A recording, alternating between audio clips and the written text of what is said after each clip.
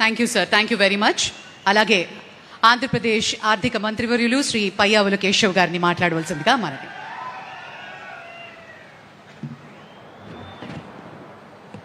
గౌరవ ముఖ్యమంత్రి వర్యులు శ్రీ నారా చంద్రబాబు నాయుడు గారికి, గౌరవ ముఖ్య అతిథిగా విచ్చేసినటువంటి కేంద్ర ఆర్థిక శాఖ మంత్రులు శ్రీమతి నిర్మలా సీతారామన్ గారికి, వేదికను అలంకరించినటువంటి పార్లమెంట్ సభ్యులకు, శాసనసభ్యులకు, బ్యాంకర్లకు, విచ్చేసినటువంటి పల్నాటి వీరులకు హృదయపూర్వక నమస్కారం తెలియజేసుకుంటున్నాను.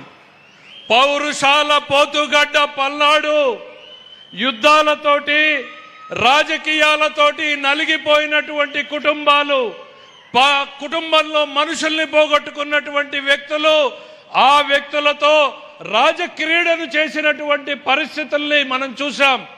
తమ రాజకీయాల కోసం ఈ ప్రాంత వైషమ్యాలను పెంచి పోషించినటువంటి రాజకీయ పార్టీలు ఒకవైపు ఉంటే, మరోవైపు వాళ్ళ కూటమిని చూస్తా ఉన్నాం.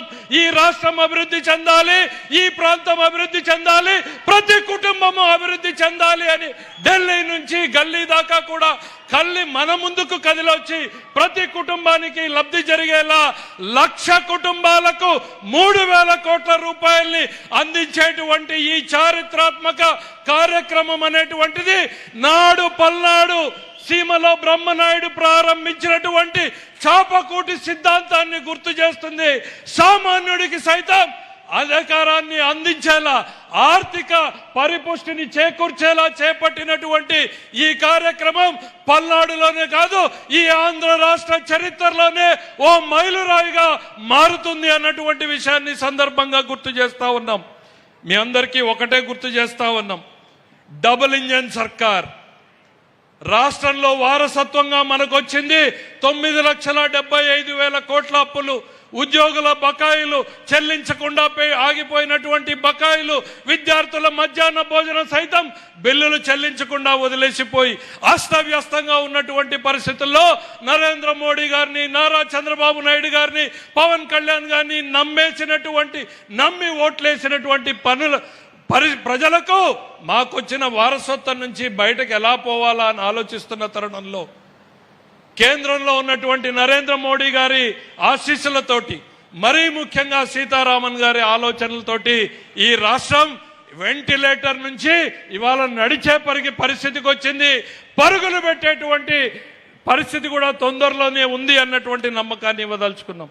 ఈ రాష్ట్ర ఆర్థిక మంత్రిగా నేను ఎప్పుడు చెప్తాను, నాకు ఆదర్శం ఎవరంటే కుటుంబాన్ని గౌరవంగా నడిపేటువంటి తల్లే నాకు ఆదర్శం.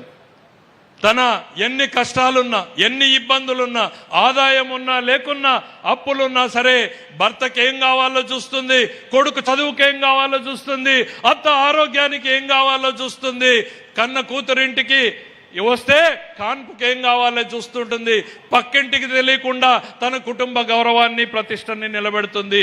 అదే దిశలో ఈరోజు ప్రపంచ ఆర్థిక వ్యవస్థ అతలాకుతలమైపోతున్న, ఇరాన్ యుద్ధంతో యూరోప్ లాంటి దేశాలు సైతం కుప్పకూలిపోతున్న, అమెరికా సైతం నష్టపోతున్నటువంటి పరిస్థితులున్న భారతదేశంలో సగటు కుటుంబానికి నష్టం కలగకుండా చూస్తున్నటువంటి మన నిర్మలా సీతారామన్ గారికి ప్రత్యేకంగా ధన్యవాదాలు తెలియజేసుకుంటా ఉన్నాను. నేను ఈ రోజున ఒక తల్లి మాత్రమే చేయగలదు అన్నటువంటిది చేసి చూపించినటువంటి వ్యక్తి నిర్మలా సీతారామన్ గారు అనేటువంటి చెప్తా ఉన్నాం. ఈరోజు ఈ దేశం ఇంత సుభిక్షంగా ఉంది అనంటే చంద్రబాబు నాయుడు గారు ఎప్పుడు చెప్తా ఉంటారు, రైట్ మ్యాన్ రైట్ టైం ఈరోజు దేశంలో ఉన్నారు. దేశంలో నరేంద్ర మోడీ గారు ఉన్నారు, ఇక్కడ మాకు చంద్రబాబు నాయుడు గారు ఉన్నారు. అందువల్లనే ఈ రాష్ట్రం, దేశం సుభిక్షంగా ఉంది అని నమ్ముతా ఉన్నాం. నేను ఎప్పుడు కూడా చెప్తా ఉంటాను, మీరు 2024లో వేసినటువంటి ఒక ఓటు లక్షల రూపాయల లబ్ధి చేకూర్చింది, 1,000 రూపాయల సంక్షేమాన్ని కల్పిస్తా ఉంది.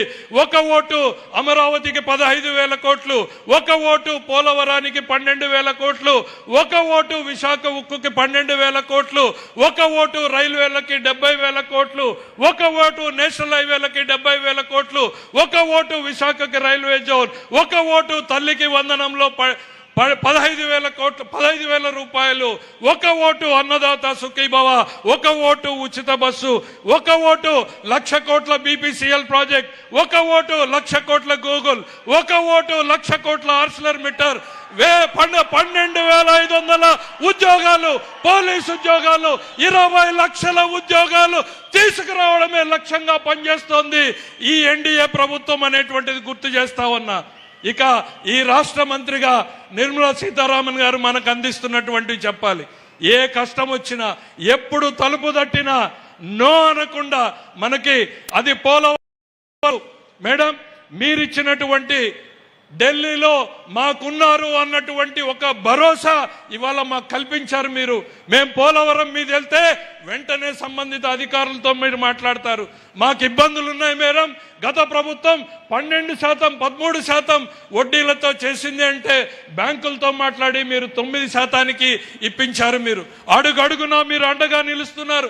విశాఖ ఎకనామిక్ జోన్ కావచ్చు, రాయలసీమ హార్టికల్చర్ హబ్ కావచ్చు, మా ముఖ్యమంత్రి గారు ఏ ప్రతిపాదన పెట్టినా కూడా కాదనకుండా మీరు దాన్ని పరిష్కారం చేస్తున్నందుకు మీకు రాష్ట్ర ప్రజల తరఫున ప్రత్యేకంగా హృదయపూర్వకంగా ధన్యవాదాలు తెలియజేసుకుంటున్నాం మేడం. ఒక్క మాట చెప్పి ముగించదలుచుకుంటా ఉన్నాను నేను. ఈ రాష్ట్రం కోసం ఢిల్లీ ఎట్లా పనిచేస్తుందో చెప్పాలి అని అంటే ప్రత్యక్ష సాక్షిగా చెప్పాలి.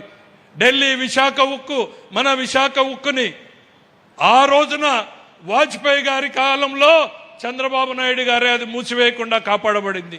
మళ్ళీ గత 5 ఏళ్లలో నిర్లక్ష్యానికి గురై మూతకబడితే రాజకీయాన్ని చేస్తున్నటువంటి పార్టీ ఒకవైపు ఉంటే, మరోవైపు ఢిల్లీలో దాన్ని కాపాడాలి ఎలాగైనా అని ఆ రోజు మొత్తం ఢిల్లీలోనే కూర్చున్నటువంటి ముఖ్యమంత్రి గారు అందరితోనూ కేంద్ర ఉక్కు శాఖ మంత్రులతోనూ మాట్లాడితే ఆ రోజు నిర్మలా సీతారామన్ గారు పర్యటనలో ఉన్నారు.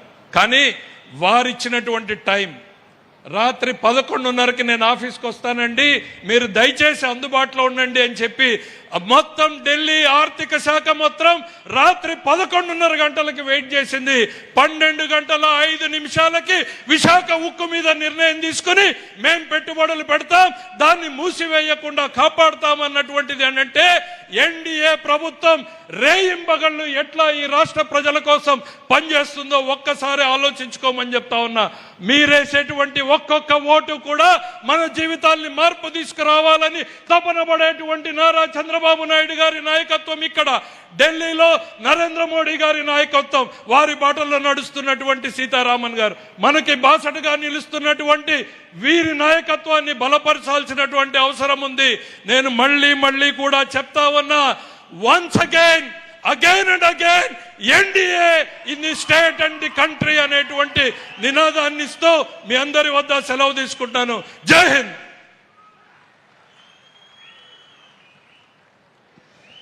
Thank you sir, thank you very much. మరి ఈ అతిపెద్ద